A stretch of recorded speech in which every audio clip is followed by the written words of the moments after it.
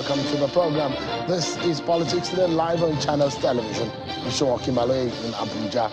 We continue with our countdown. We're now keeping our eyes away from the 2023 elections, and today it is 53 days to the 2023 elections.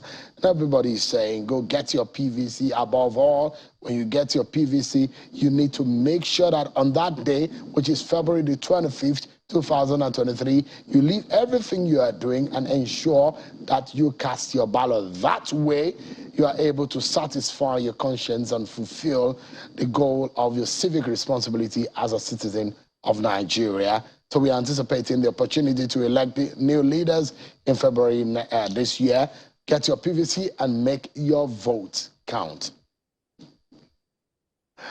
Well, tonight, we will stay on some of the issues raised, issues of competency, issues of capacity, issue of trust, issue of ability to govern Nigeria that was raised in the letter that was written on New Year Day by the former President Olusegun Obasanjo, directed at Nigerian youth. But before we get to do that, because I have a panel that will be doing that for us tonight, let's check out some of your political roundup stories.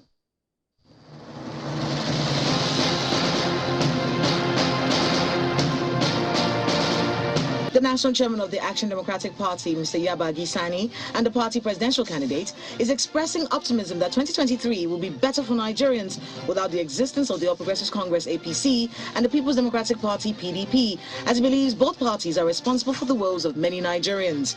Addressing a news conference in Abuja, Mr. Sani says both parties should be blamed squarely and pointedly for what he called the unprecedented calamity that has befallen the country over the years. The pathetic and parlous condition in all facets of our national life illustrates the negative footprint of the two political parties. The governorship candidate of Labour Party in Abia State, Alex Oti, has expressed optimism that Abia State will deliver 90% of votes to the presidential flag bearer of the party, Mr. Peter Obi. Mr. Oti stated this while meeting with the party's presidential campaign council in Ohafia local government area of the state. With the quality of people that I saw today, I'm very confident that P2P will be delivered in Abia State to the tune of about 90%. The national women leader of the All Progressives Congress, Peter Obi, is calling on Nigerians to ensure they collect their permanent voter cards to enable them exercise their franchise in this year's election. Addressing journalists in Calabar, the Cross River State capital, after meeting with party supporters, Mrs. Obi notes that the party is also commencing door-to-door campaigns to ensure that the APC wins the coming election. We have a strong candidate, the best on the ballot, Asiwaju Bola Ahmed Tinubu, and we want every Nigerian woman to go out there, get your PVC, and vote for him. That way, we can have a seat on the table and we can have our 35% affirmative action. Beyond that, we'll be financially empowered. The Deputy Director of the Tinubu Shetima Presidential Campaign Council in Adamawa State, Mr. Dahiru Hamandiko, is speaking to members of the council on the need to educate supporters of the APC to collect their PVCs. Addressing members of the committee in Yola, the Adamawa State capital, he charged them on the importance of educating people at the grassroots to get their PVC and vote for the All Progressives Congress. Governor Samuel Otom of Benue State is challenging Nigerians to match words with action and faith with works as they approach the 2023 general elections. The governor says if Nigerians are to fix Nigeria through the process of electing credible leaders to various offices, efforts must be made by his generation to do all to raise the next generation of leaders. The Bible says that faith without works is dead. Everyone, whether Christians or Muslim in Benue State, should prepare this time to ensure that they apply works with their faith.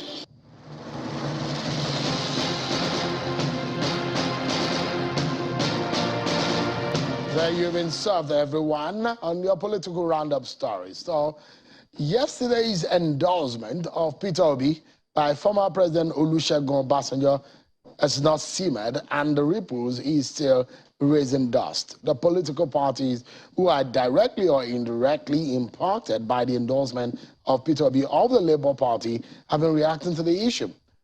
On New Year's Day, in a 6-page open letter addressed to the Nigerian youth in particular, Obasanjo endorsed Peter Obi of the Labour Party as a preferred presidential candidate to vote for in the February 2023 election. Obasanjo described Obi as his mentee saying the former Anambra State governor has an edge in the February 25 election. Tonight, we will dissect these issues and look around all of those issues that have been raised by the former president. Let me introduce my panel to you on the program tonight.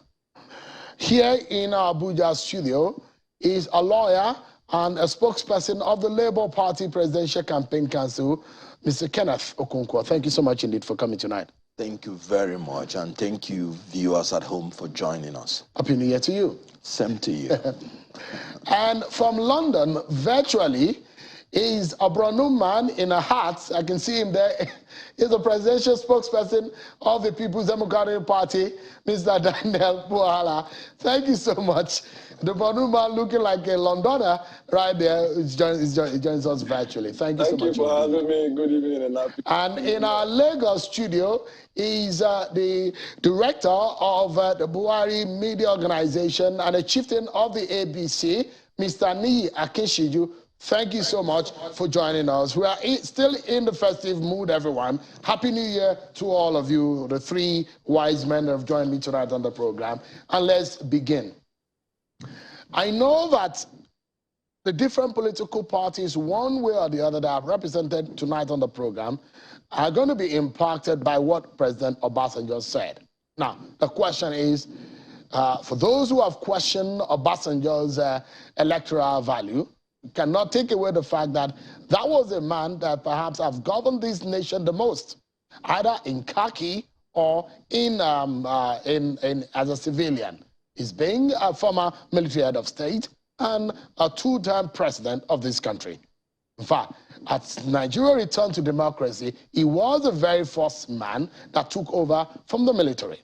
Now, since then, we've had a smooth run of our democratic process in Nigeria. And so when the man comes back and says, look, this is the man Nigerian youth should be voting for, can we take that, or can the Nigerian youth trust what Obasanjo said and take that to the polling booth on 25th of February 2023? So let's get talking, everyone. Perhaps I should begin first and foremost with Mr. Niyi Akinshiju from our Lagos studio. Your party is the party incumbent party, and your party is seeking to retain power. How does this look so much like a blow to your party? This is not the first time you're getting a letter that is not comfortable with your party, but yet another one that is not endorsing your party, meaning that he has also criticized the running of this government, the running of this country by the government of the APC in that letter. How does this come to your party, Mr. Akinshiju? Thank you very much, Sheung. First, I'm also a member of the Public and Media Affairs Directorate of the APC PCC, and by virtue of that, I'm also a spokesperson of the APC PCC, talking directly to the issues at hand. I think that we have established a track of not exactly embracing, the person and the personality of General Olusegun Obasanjo. As far as we are concerned, there are three statesmen. We have 4 living former Nigerian head of states in the person of General Gowon, General Babangida, General Abdul Salam, and of course General Olusegun Obasanjo. To our mind, those first 3, Gowon, Babangida, and Abdul Salam, had shown themselves and established themselves as statesmen. Hardly do you see them come into the arena. And to a large extent, we have extended our respect to them over the time. Then, of course, we are not bothered about this endorsement. For us, is so much of wind, so much of violence of wind. And because to our mind, the exact precedence, the exact background to the person of General Obasanjo in terms of performance in office does not sell him to us as a credible individual that we should seek his endorsement. And of course, since 2019, he had gone his way, and we have not been bothered. We know that during his term, 7-8 years in office, it didn't perform. You know, despite all the opportunities, despite all available resources, you know, at its beck and call, when the world was in a festive of what do I call it? Tailwind. When the world was in a festive of opportunities, so much that the price of crude oil was jumping. It moved from $19 a barrel, you know, in 2000, 2001, 2002, 2003, to more than $30 per barrel. You know, by 2007, it had moved to more than $70. But despite that, you know, in 2003 to 2004, when the National Living Standards Survey was conducted by our own National Bureau of Statistics, more than 62% of Nigerians were living in absolute poverty. That time that we were making so much money. And in that, the National Living Standard Survey is like this current multidimensional poverty index survey.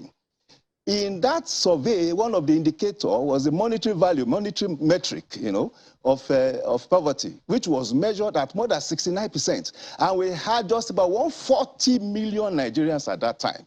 So you are talking of a government, of an administration that has so much resources to play with. But because there was a lack of processes, a lack of policy conception, and lack of policy, you know, implementation, Nigerians were more poorer, you know, despite that kind of resources we had. Now we can also say that the highest possible level of inflation this country you know, that had risen in this country since 2000 to 2022 was recorded during that administration at 28.2%, you know, in 2005 August. Before, in July, it was 26, you know, August it went to 28%.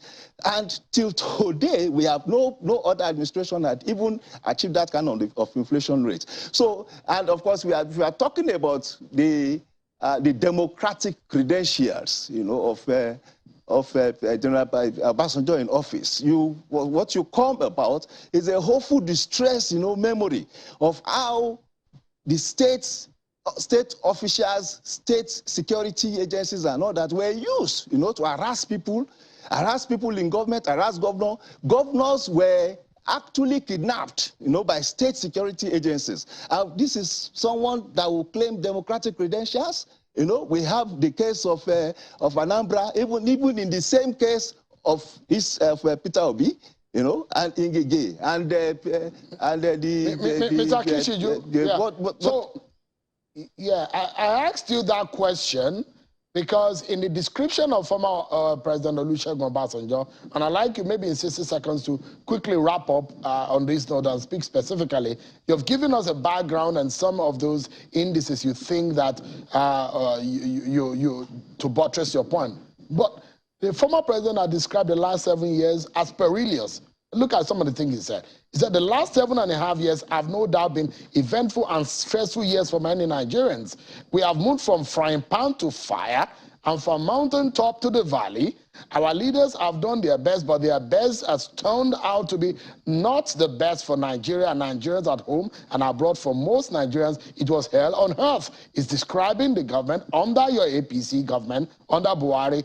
Those of you who are alive should thank God for his mercies, brace ourselves for the remaining few months of his administration, and pray and work very hard for an immediate better future of liberation, restoration, and great hope and expectation. This is how former President Obasanjo has described your party, the government under the realms of affairs under your party. Yeah, I just told you that under PDP and the administration of General Obasanjo, more than 64% of Nigerians were poor, despite the opportunities, the global opportunities, and of course. But can you speak specifically to the issues that he raised about what he had described as perilous? That is like frying pan to fire. Let's forget what has happened. Can you define what has happened under the government of the APC? I'm comparing now.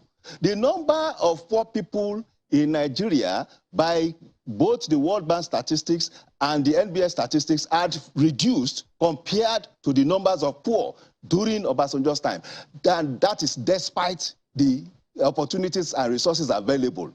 And even now, talking about infrastructural delivery, I challenge anybody in PDP to tell us the kind of infrastructural projects that have been delivered during that time when there was so much money to play around with, compared to what we have now, when we have lesser resources, either at the level of recession that we experienced and we managed ourselves effectively to come out of, and of course the recession precipitated by the COVID-19 pandemic. So we are talking of a government that had creatively administered Nigeria, despite headwind, global headwind, domestic headwind, of course security issues, but the important thing is that in that constitution of let's spread the love around the room now. This administration has been able to deliver as much as possible. Respond to what former President Obasanjo said.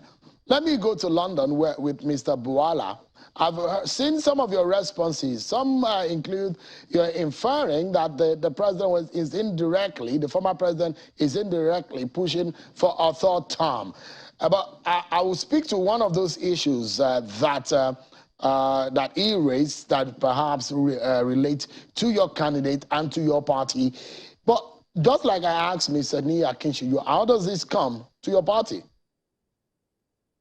Well, thank you for having me, and good evening to Nigerians. You see, no doubt the letter of the elder statesman, former President Olusegun Obasanjo, there are quite a number of things in that letter that cannot be argued, like his assertion about APC. Yes, I agree with him that the last 8 years was a perilous time. It was a period, or it is a period, where Nigerians will not want to think of it again, or ever think that we will have a repeat of that, which is the reason why I believe that Nigerians are not going to vote APC in this election. So he's right in that.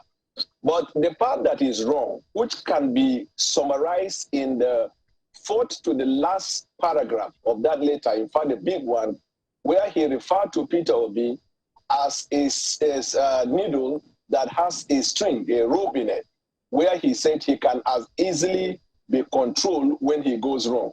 That is the crux of his letter. Obasanjo is in search of a third term by proxy. In other words, he is saying that Peter Obi is a puppet, and that's why I believe he should be voted for, because at any given time he goes wrong, I'm guaranteeing you people, the Nigerian people, I am going to control him this way or control him that. But let us go to the fact and issue. Obasanjo, to the greatest respect, lacks the moral turpitude to become the father of the nation. There are about 5 presidents, former presidents alive today. None among them interferes with the country and with every president like a meddlesome interloper like President Obasanjo. Yet, if you look at the letter, from the beginning to the last, it is all about me, my, and I. Me, my, and I. He rated his own administration from 1999 to 2007 as impeccable, but he could not find any element of praise to give to any administration after him. And in fact, he did not even praise any administration before him. In other words, Obasanjo believes that he has the celestial powers to predict the future of Nigeria and the leadership of Nigeria. Unfortunately for him, that attitude is antithetical to democratic ideals and governance. The democracy that was handed to us by the First World is a democracy of popular participation by the people. In other words, it's a democracy where the people choose on the basis of their choices and not one man using a letter to threaten and intimidate the entire nation that if a certain direction is not taken, then doom lie ahead. But let us look at the character of that person, because it is not just about the message, it's about the messenger. If the messenger, it does not have a profile, his message cannot be conveyed by your television house. And so let's look at it. Obasanjo thinks that democracy is as defined by him.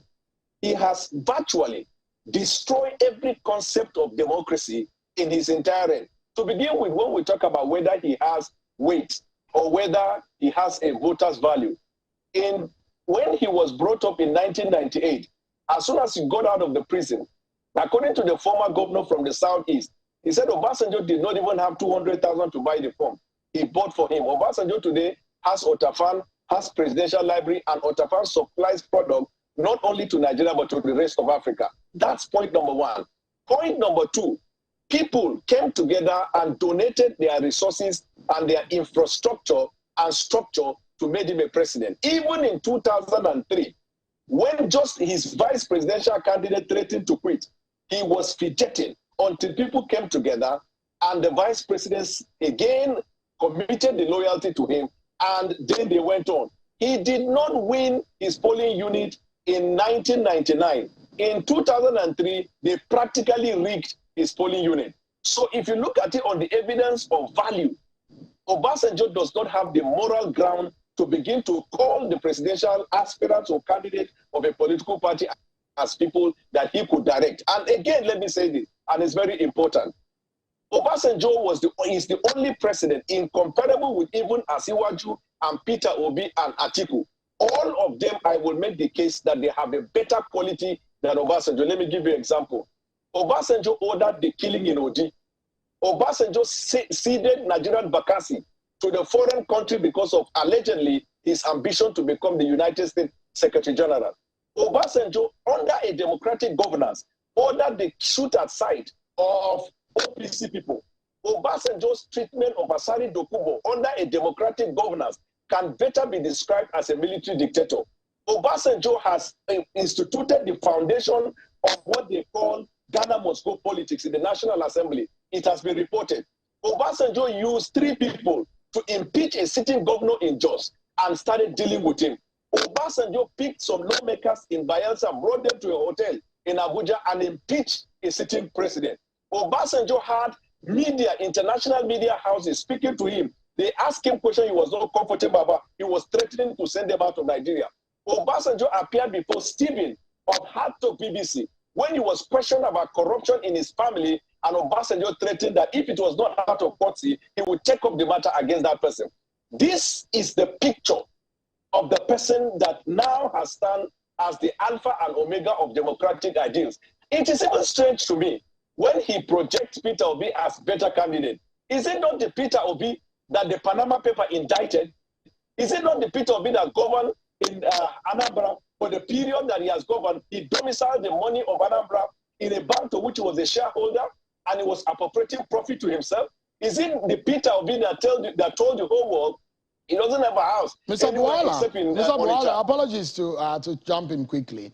I mean, anyone who is hearing, who listen to you now, we imagine that this is coming out of bitterness because perhaps if the endorsement had come the way of your candidate, you probably will not be speaking like this. The person and the man you're referring to, your candidate had gone to visit him even before he got the ticket of your party. And he said at the time that I've come to see my boss. He referred to him as such. So if Obasanjo lacked any weight, as you have described, or lacked any electoral value, or is inconsequential, as you have described, why would your principal or your candidate even go to visit him? And he described him as his boss. Because Obasanjo was indeed his boss by virtue of being the president when he was a vice. But Atiku knows politics and started politics before Obasanjo. That's one. And Atiku committed his resources to the actualization of Obasanjo's presidency. Point number one. Point number two, the visiting to Obasanjo and in fact any other stakeholder in Nigeria is out of courtesy. Not because Atiku expected Obasanjo to bring some vote from Otafam or from somewhere in Ogun State for him. And thirdly, when we talk about out of bitterness, if there is any, I wouldn't have had a problem. When he endorsed Atiku in 2019, I was in APC and I criticized the same.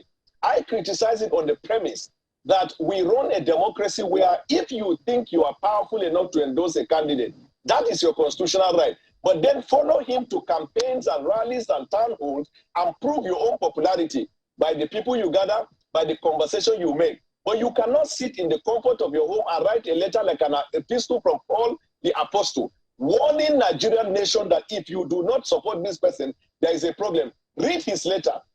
This letter writing has been his strategy of denigrating people who are presidents in their country. You can't find that anywhere in the third world or in the first world. He sat in his letter, he wrote and said Jonathan was training 1,000 snipers, the gentle Jonathan, to kill citizens.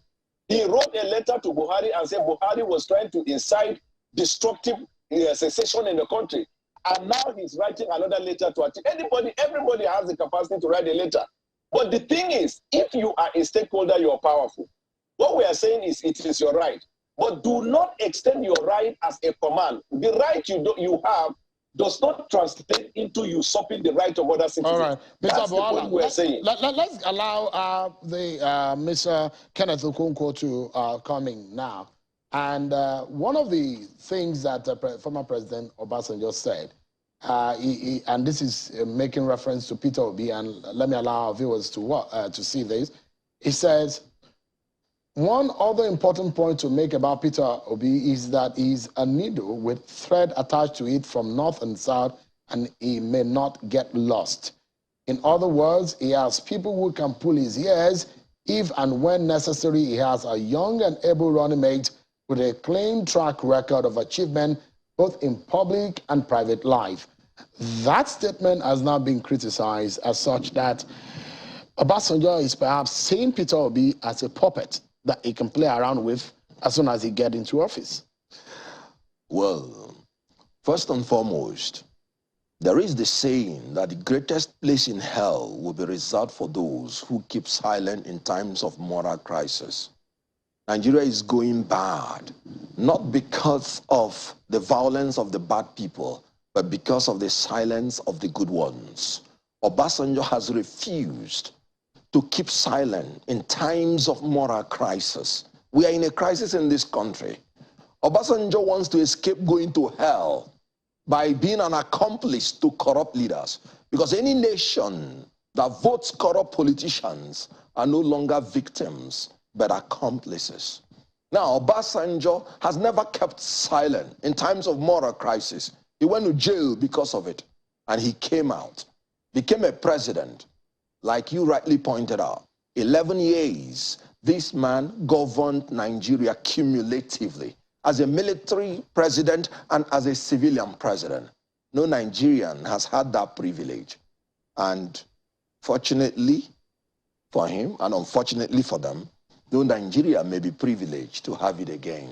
President Buhari, if he ends his term, yes. As soon as he ends his term, he'll be able to fall between the rank of the likes 9 years plus of Olusegun Obasanjo. No, 9 years plus. Cumulative. We're talking about those who have been head of state, military, and civilian. Obasanjo has 11 years. Why I brought this issue is that Obasanjo knows everything that is required to sit on that seat. Let us come to his letter. In law, the reasons for a judgment is more important than the judgment itself.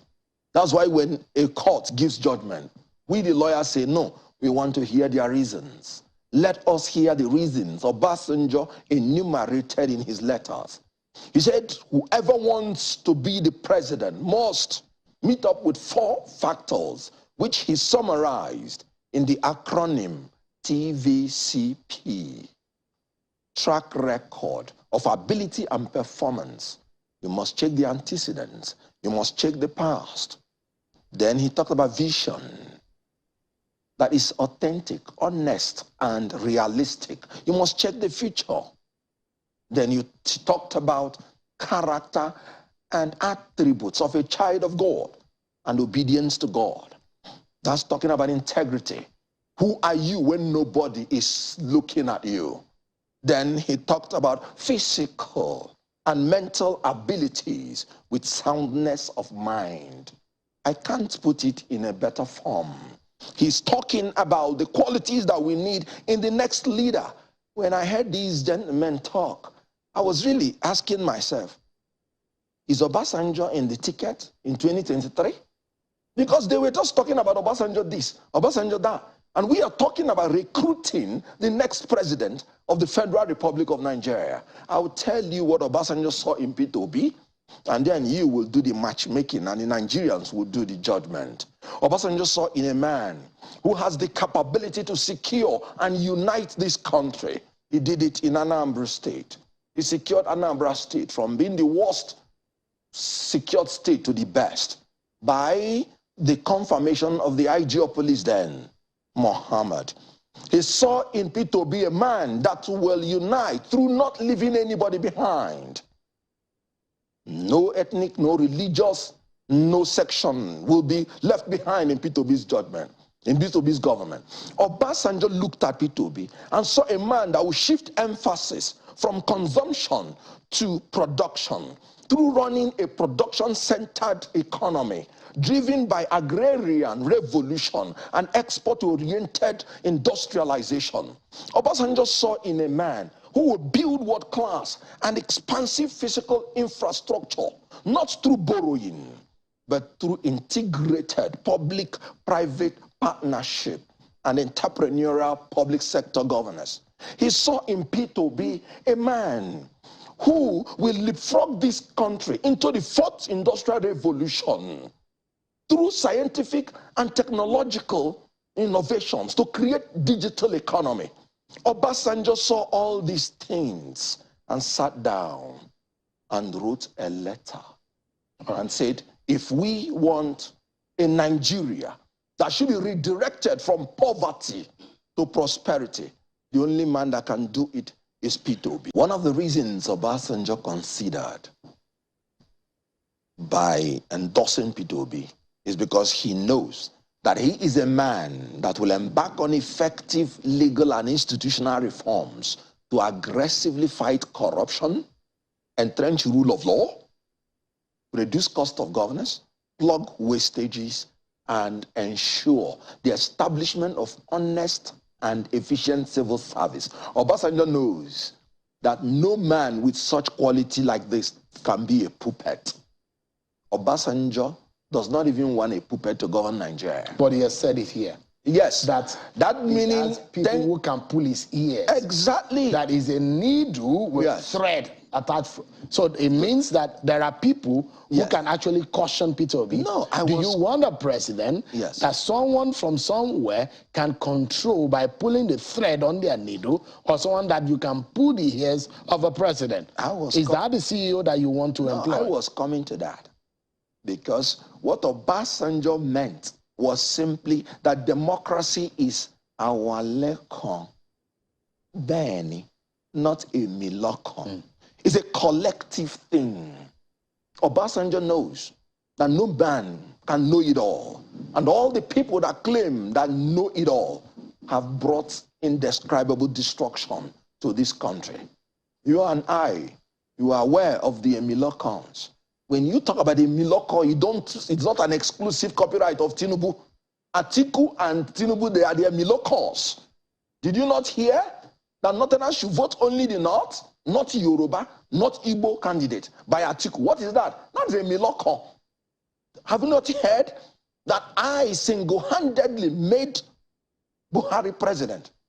A man who boasted in Ogun, a Tinubu, that he can single-handedly make Buhari president, can no longer single-handedly make himself president.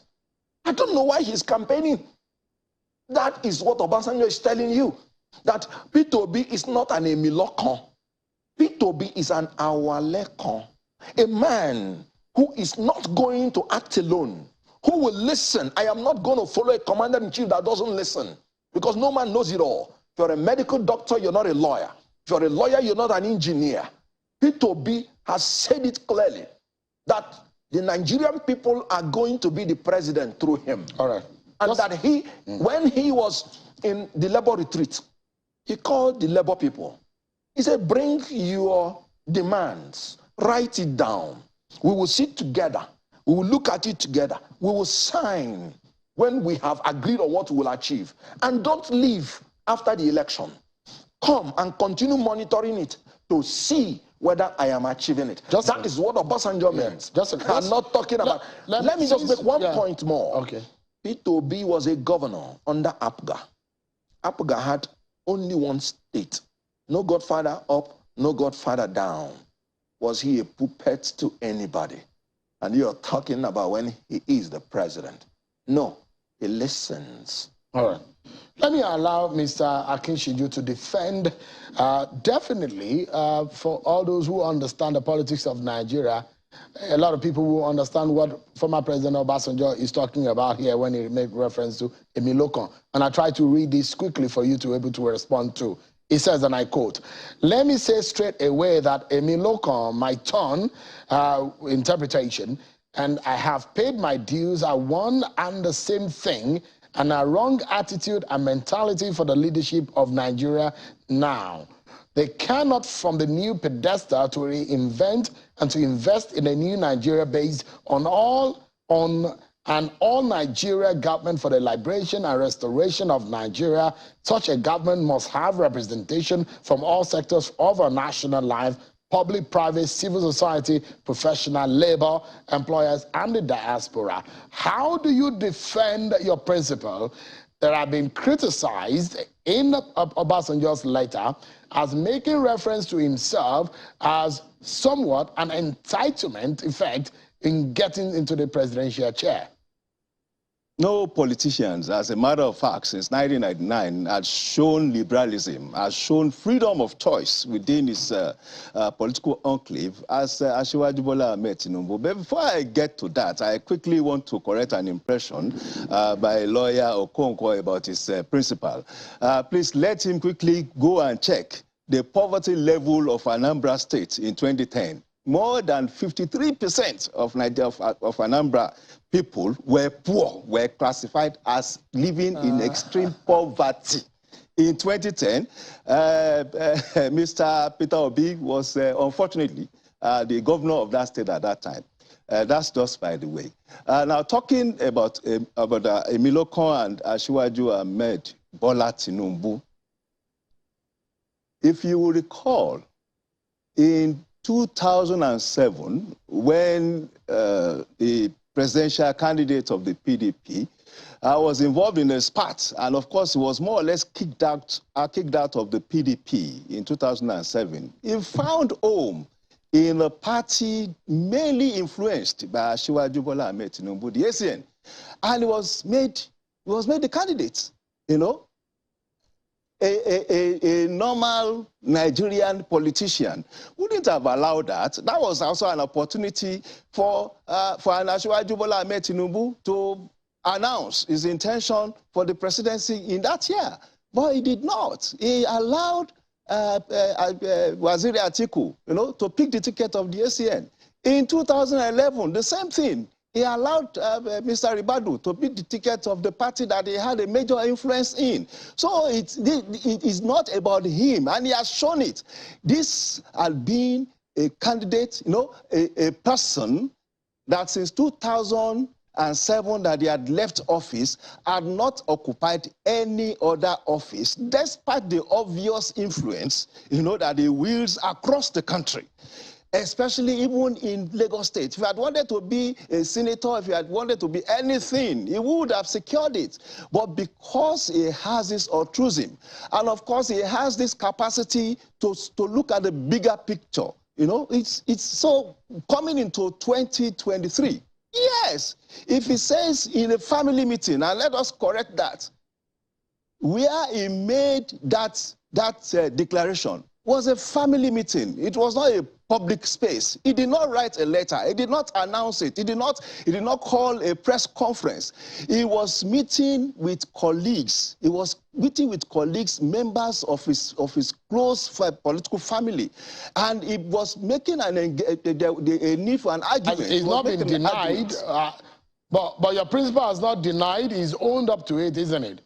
No, I am not talking about him. No, I said that statement was made within a family circle. He never claimed it as a public announcement. It was not a public acclamation by him. It was engaging his political family, his close political family. Like a reference made to law. I don't think that is out of place. Especially in criminal law. And I don't also think it should be a reason, for the commission of a crime. So, I mean, if he says it and he has not denied it, please, can you come again? I can't hear you clearly. Resonated, isn't it? I mean, Isaiah, this time that you're saying that is not relevant any longer. Please come again. I can't hear the earlier part of the question. All right, so let's move on if you can hear it. So let me play these sound bites to Mr. Daniel Buala of what a member of his party, the governor of Rivers State, said today. I'll play that sound bite to you and allow you to respond.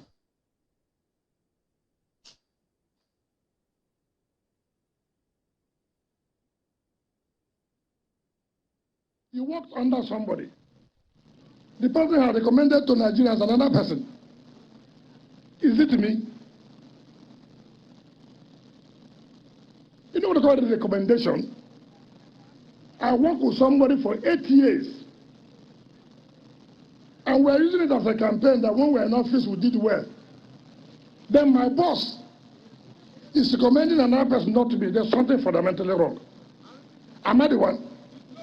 Am I the one? So why me? Am I a passenger who made a recommendation for that person? Go and hold your boss who recommended another person rather than you.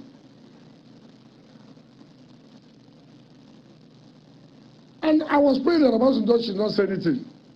When I saw the letter last night, I was touched. If your principal cannot recommend you, then there's something fundamentally wrong. After all, you people went to see your principal, to lobby your principal to recommend you.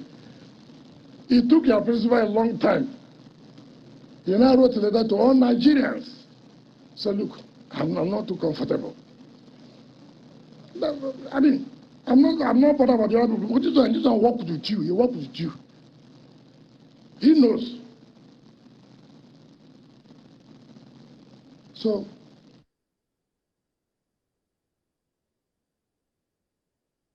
right, you heard the governor of Rivers State, Nyesom Wike there, Mr. Bwala. I'd like you to also respond based on what Governor Wike has said.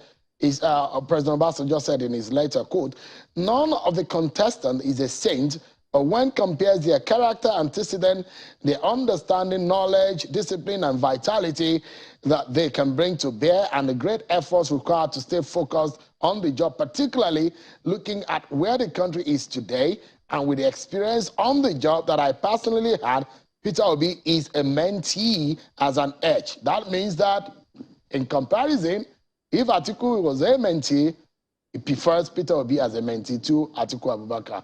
Your response, Mr. Bwala.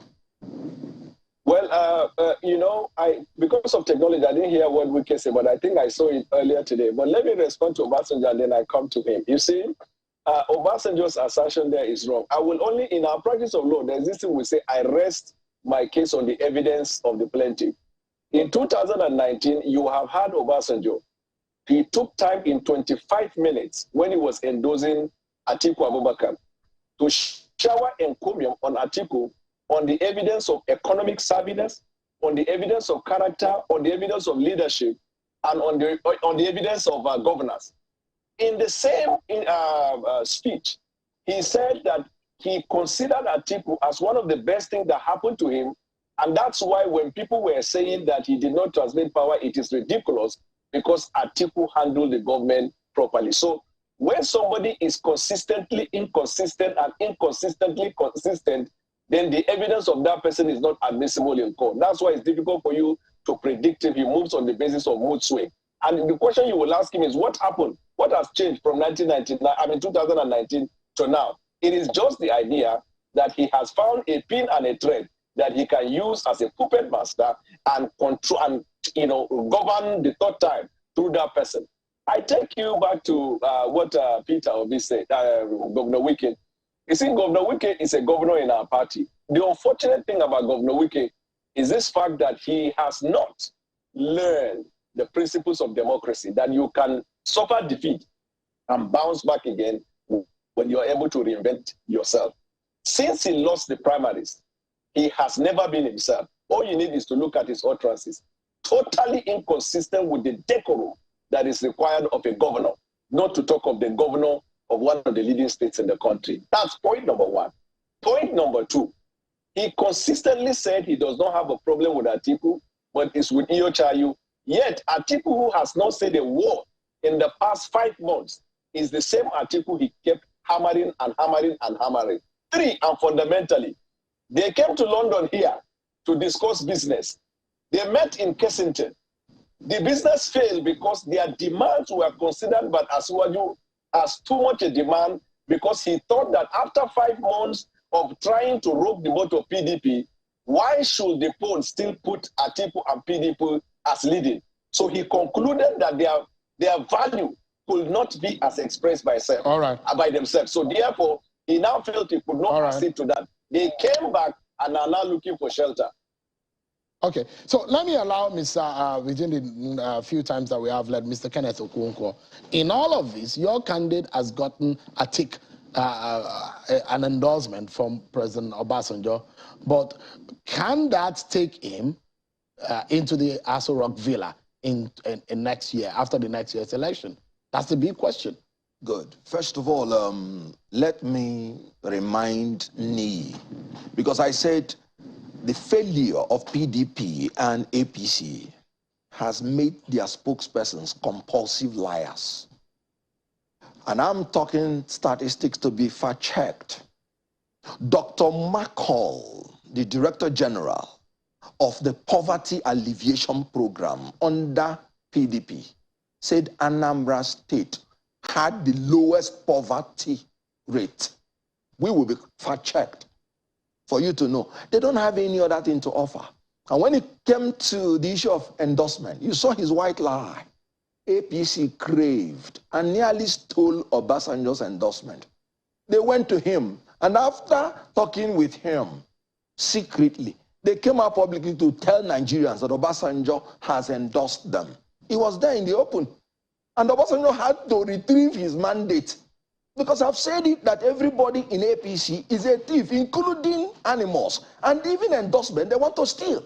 And he's there saying that APC does not need Obasanjo's endorsement. Obasanjo so what are they Peter doing? Obi the president? Obasanjo is one person. Obasanjo believes in our lekon. Obasanjo believes that the youths should rise up. The topic of his letter is an appeal to Nigerians, especially the youths. So Obasanjo is appealing to Nigerians that we should collectively rise up to this occasion and collectively vote for Peter Obi. So Obasanjo never made any fuss about that he himself. Obasanjo is not an Imiloko. we need to wrap up. single-handedly make himself president. We're totally out of what time. I'm saying is that 2023, it is not a tick from Obasanjo. Babachiri Lawa was here, he ticked. We need to go. We're totally out of here, time. he ticked. Thank you so much. Nigerians are ticking.